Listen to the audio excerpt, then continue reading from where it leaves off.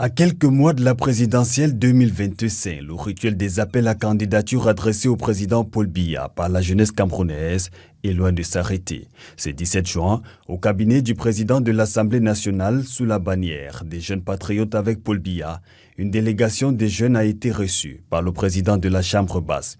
Au cours des échanges avec l'honorable Kava Yege Djibril, le groupe des jeunes patriotes avec Paul Biya a exprimé le souhait de voir le président de la République se représenter à la prochaine élection présidentielle.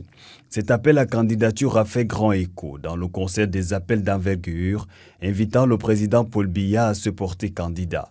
Le 10 mai 2025, la place des fêtes de Marois était noire de monde. Une mobilisation exceptionnelle. 100 000 jeunes venus des 6 départements de l'extrême nord se sont retrouvés autour de la plateforme des jeunes de l'extrême nord pour l'émergence. Encore une fois, ils manifestaient leur soutien sans condition à leur champion, Paul Biya. Le bouquet de la jeunesse en faveur du président s'est davantage étoffé le 13 février à l'occasion de la célébration de son 92e anniversaire au Palais des Sports. Dans sa diversité sociologique, la jeunesse camerounaise a saisi l'occasion pour lancer sa cagnotte devant servir au paiement par les jeunes de la caution requise pour chaque candidature à l'élection présidentielle. Derrière ces appels qui fleurissent portés pour la plupart par des jeunes, le message est clairement affiché.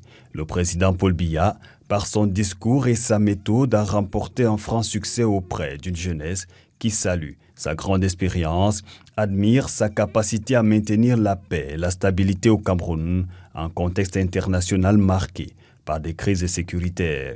Ces idéaux de paix et de vivre ensemble sont une garantie pour accorder au chef de l'État un soutien indéfectible. Au rang des actions concrètes, la jeunesse camerounaise peut s'enorgueillir de progrès effectués au chapitre de l'éducation. La carte scolaire a suffisamment été étoffée par moins de 11 institutions universitaires à travers le pays, à raison d'une université d'État. Au problème d'emploi et de chômage des jeunes, le président Paul Biya répond avec des programmes de promotion des jeunes, la formation professionnelle et l'appui aux start-up. À ces initiatives s'ajoutent d'autres programmes spécifiques comme le Fonds de garantie, le Conseil national et la politique de rajeunissement à la tête des institutions. Le sport et la culture ne sont pas délaissés. Les infrastructures sorties des terres participent de la mise en œuvre d'une politique qui encourage la participation des jeunes à diverses activités. Autant de raisons pour la jeunesse de croire et de réaffirmer sa loyauté à son leader pour ses capacités et son engagement à poursuivre son action à la tête de l'État.